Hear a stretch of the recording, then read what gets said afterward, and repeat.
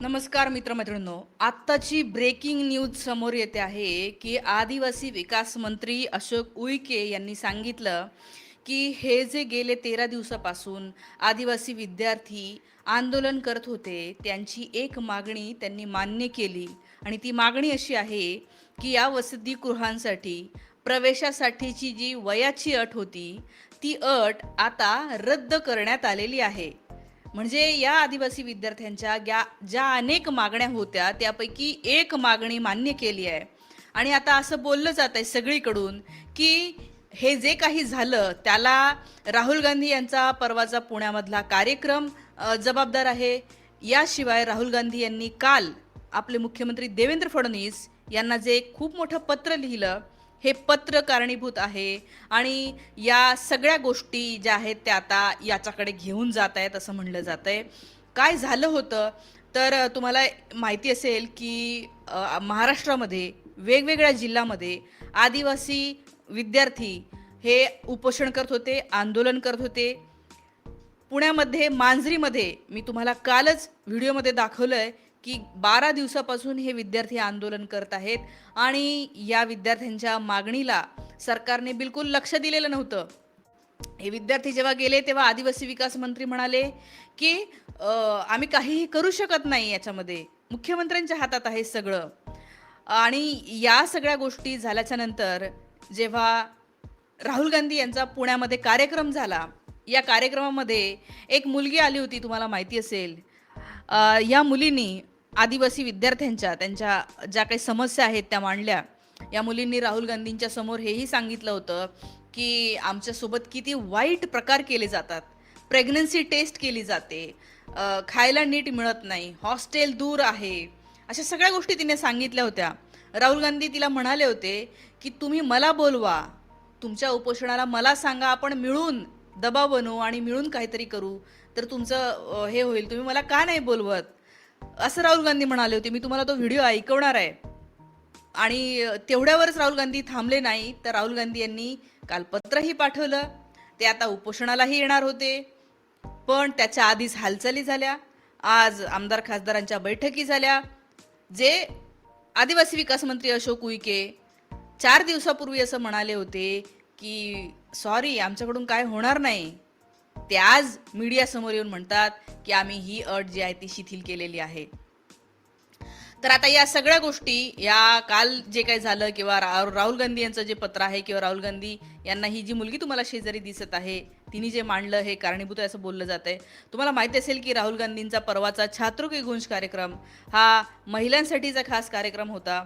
त्यातही त्यांनी ही पितृसत्ता या महिलांसोबत किती वाईट वर्तन करते, त्यांना दाबते, त्यांच्यासोबत त्यांच्या प्रत्येक टप्प्यावर आयुष्याच्या त्यांना मागे ओढण्याचा प्रयत्न करते, ह्या सगळ्या गोष्टी त्यांनी मांडल्या होत्या. त्याच्यामध्ये ही मुलगी बोलली होती, ती तुम्हाला दाखवते, पहिल्यांदा बघा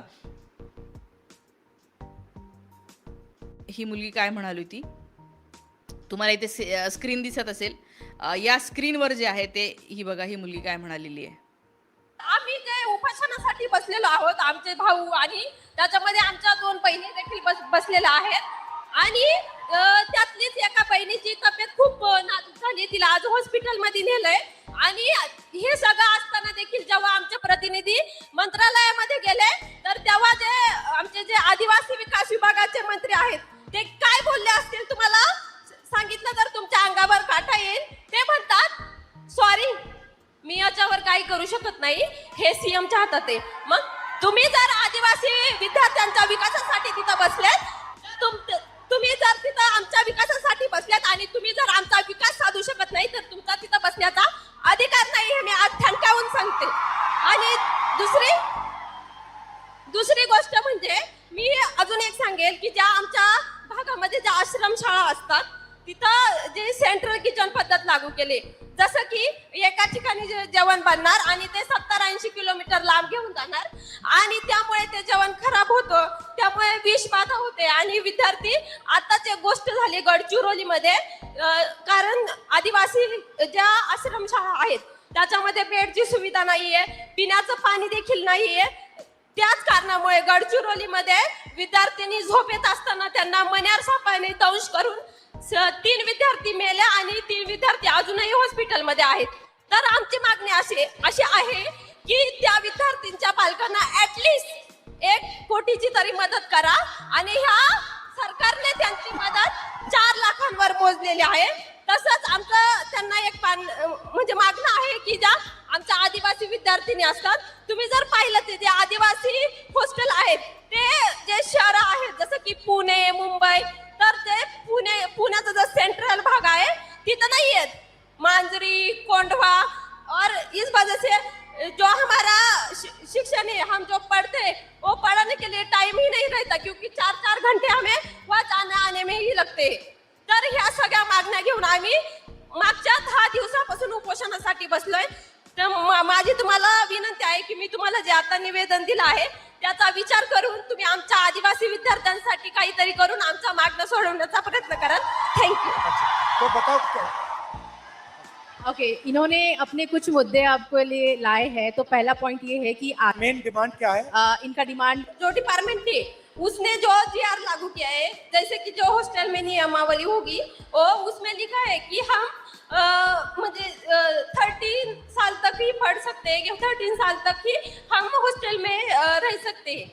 और फर्स्ट डिमांड ये है उनकी कि ये जिस ट्राइब जो हॉस्टल होता है वो सभी सरकारी होता है. और ये सारी डिमांड्स ये लोग सीएम के पास लेके गए और वहां से उन्हें बताया गया कि सॉरी हम कुछ नहीं कर सकते हैं. अच्छा, हाँ, तो उनका कहना है कि फिर अगर आप कुछ नहीं कर सकते हो तो आप बैठे क्यों हो कुर्सी पर. और आप क्या चाहती हो, किस एज तक उसको करा जाए? ज्यादातर 35 एज तक ही 35 वर्षासाठी पण 35 वर्षापर्यंत जरी दिलं तरी ठीक उनको आहे. 35 ईयर्स तक हॉस्टल मिलना चाहिए. 35 इयर्स हो जाएगा तो खुश हो जाओगी? वैसे तो हमें ये एज की लिमिट है वो ही नहीं चाहिए, लेकिन ये सरकार है वो तो आपको भी पता है. लेकिन हम ये चाहते हैं कम से कम ये 35 एज तक भी आ पाए, इसलिए मैंने ऐसे बोला. लेकिन हम जो मुझे आप वहाँ इनवाइट क्यों नहीं कर देते? हमने आप मुझे वहाँ बुला लो, यस मैं भी आ जाऊंगा, बैठ जाऊंगा आपके साथ. आम्हाला आवडेल तुम्ही तिथं आलेले आणि आमच्या मुलांची देखील इच्छा आहे की तुम्ही तिथं यावं आणि आमच्या प्रश्नांवरती बोलावं आणि आमचे प्रश्न सोडवण्यासाठी प्रयत्न करावा. वो चाहती है कि आप वहाँ पे आए. तर तुमच्या लक्षात आलं की या ठिकाणी ह्या मुलींनी राहुल गांधी यांना सांगितलं की येस तुम्ही या, आणि राहुल गांधी पण म्हणाले की मला बोलवा, आपण मिळून काम करू. आणि बघा मग नंतर राहुल गांधी यांनी पत्र पाठवलं आपल्या मुख्यमंत्र्यांना. या ठिकाणि तुम्हाला हे पत्र दिसत असेल. हे पत्र काल रात्री राहुल गांधी यांनी देवेंद्र फडणवीस यांना लिहिलं. त्याच्यामध्ये त्यांनी ते सगळं लिहिलंय की या कार्यक्रमामध्ये एक मुलगी आली होती, तिने व्यथा मांडल्या. हे विद्यार्थी जे उपोषणाला बसलेत 10 दिवसापासून, त्यांच्या ज्या मागण्या आहे, ज्या जाचक अटी आहे, हॉस्टेलमध्ये मुलींसोबत ज्या पद्धतीने वागणूक केली जाते, त्यांची जी टेस्टिंग वगैरे जे मी आत्ता म्हणलं, हे अघोरी आणि घाणेरडे प्रकार हे थांबवा आणि त्यांना डिग्निफाईड म्हणजे त्यांना सन्मानाने तिथं ठेवा. ते सुद्धा ह्युमन बिईंग आहेत. सरकार करतंय म्हणून कसंही तरी दिलं, उगाचच खायला प्यायला दिलं असं नका करू. तर त्यांना एक आपणही चांगलं आयुष्य जगतोय असंही वाटलं पाहिजे आणि शिकण्यासाठी त्यांना प्रोत्साहन मिळालं पाहिजे. हे सगळं राहुल गांधींनी लिहिलं आणि जे आहे ते हालचाली वाढल्या. इवन महाराष्ट्रामध्ये नक्कीच म्हणावं लागेल की आपले रोहित पवार दादा हे सुद्धा त्या ठिकाणी 2दा जाऊन आले. या विद्यार्थ्यांचे मुद्दे त्यांनी ॲड्रेस केले. त्या आदिवासी विकास मंत्र्यांना फोन केला त्यांनी. या विद्यार्थ्यांसोबत आपण म्हणणं मांडलं. सोशल मीडियावर त्यांनी आपल्या सगळीकडे लिहिलं. मुख्यमंत्र्यांची मागणी केली की यांच्याकडे लक्ष द्या. हे सगळं केलं. काल काँग्रेसचं शिष्टमंडळ या ठिकाणी जाऊन आलं होतं. हे जिथे विद्यार्थी आंदोलन करतायत ना तिथे हे बघा शिष्टमंडळ जाऊन आलं. त्याच्यानंतर या सगळ्या गोष्टी झाल्याच्या नंतर कुठे आज एक गोष्ट त्यांनी मान्य केली आहे. पण खरं तर हे विद्यार्थी उपोषण मागे घ्यायला तयार नाही आहेत. आत्ताची जी एक अजून बातमी येते ती म्हणजे एका आदिवासी विद्यार्थ्याचं प्रकृती बिघडलेली आहे. ही जस्ट आत्ताची बातमी आहे. आणि हे विद्यार्थी रडकुंडीला आलेले आहेत अक्षरशः की हे चुकीचं चाललेलं आहे जे काय चाललेलं आहे आणि आमच्या मागण्या पूर्ण करा लवकर. त्यांच्या काय मागण्या मी त्या पण थोडक्यात सांगते. इथे तुम्हाला शेजारी दिसत असेल. सगळ्यात पहिलं आणि महत्त्वाचं आहे ते म्हणजे या आदिवासी विभागातर्फे 12,500 या बोगस भरती झालेल्या आहे. म्हणजे जे आदिवासी नाही आहेत लोक, फेक प्रमाणपत्र त्यांनी तयार केले, खोटे प्रमाणपत्र, आणि आदिवासींच्या जागा बळकावल्यात. 12,000 पदं. तुम्ही विचार करा. कोर्टाने सुद्धा, सुप्रीम कोर्टाने सुद्धा सांगितलं की ही भरती बोगस आहे. कोर्ट म्हणतंय रद्द करा, तरी पण सरकारने अजून रद्द केलेलं नाहीये. या मुली म्हणतात की 12,500 आदिवासी वेगळे जे खरोखर आदिवासी आहेत त्यांना मिळेल ना काम, ते रद्द करा, ही त्यांची मागणी आहे. दुसरं की या ठिकाणी जे आदिवासी आश्रमशाळांमध्ये मुलांना खायला मिळतं, पूर्वी 2 अंडे मिळायचे, आता 1 अंड केलंय GR काढून. त्याच्यानंतर फळ मिळायचं, ते त्याच्यातलं ॲपल हे काढून टाकलं. दूध 250 ml होतं, ते 200 ml केलं. म्हणजे देश पुढे जातोय, विश्वगुरू वगैरेचा डंका पिटला जातोय, $1 ट्रिलियन इकॉनॉमीचा डंका पिटला जातोय, आणि पोषण मूल्य कमी केले जात आहेत खाण्यामधले. बरं, हे मूळ लोक आहेत, हे आपले बांधव आहेत, हे खरेखुरे इथले अनादी अनंत काळापासून इथे राहत आहेत, म्हणून त्यांना आदिवासी म्हणतो आपण, की आधीपासून राहणारे ते लोक इथले आहेत. त्यांच्या खरं तर सगळीकडे जे आहेत ते जे शहरं वाढली आहेत किंवा गावं वाढलेली आहे, ही या आदिवासी समूहाच्या बळावर वाढलेली आहेत. ते बिचारे भोळे भाळे लोक, त्यांना कळलं नाही आणि सगळे लोक बळकावत गेले. हे मी तुम्हाला सांगते, आपण शहरामध्ये राहतो, आपण सगळ्यांनी या गोष्टी लक्षात घेतल्या पाहिजे. ते या देशाचे मालक आहेत, प्रत्येक जण मालक आहे या देशाचा. त्याच्यामुळे त्यांच्यासोबत नीट राहायचं, नीट वागायचं. पुढचं होतं की प्रवेशाची अट, वयाची अट ती आता रद्द केली आहे. हॉस्टेल जे आहे ते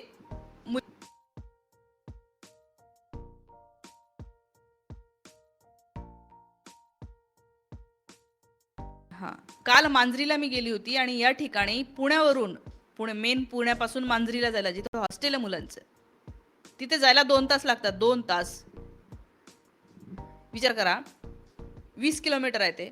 तर 2 तास जायचा प्रवास, 2 तास यायचा प्रवास, बसची वाट बघणं, या सगळ्या गोष्टी हे मुलं रोज करतायत कॉलेजला येण्यासाठी. तर जर का सगळ्या जगासाठी तुम्हाला पुण्याच्या सेंट्रल भागामध्ये जमिनी आहेत, मोठ्या मोठ्या बिल्डरला द्यायला जमिनी आहेत, पण तुम्हाला आदिवासींसाठी म्हणून एक हॉस्टेल उभारायसाठी यांना अजूनही जमीन मिळाली नाही. या मुलींची मागणी आहे की आम्हाला सेंट्रल भागामध्ये, प्रत्येक जिल्ह्याच्या सेंट्रल भागामध्ये आमचं हॉस्टेल असलं पाहिजे. हॉस्टेलच्या नावाने तुम्ही कुठेही हॉस्टेल नाही काढू शकत. या अशा सगळ्या ज्या मागण्या तुम्हाला इथे जे दिसत आहेत पेज, ते वाचून घ्या.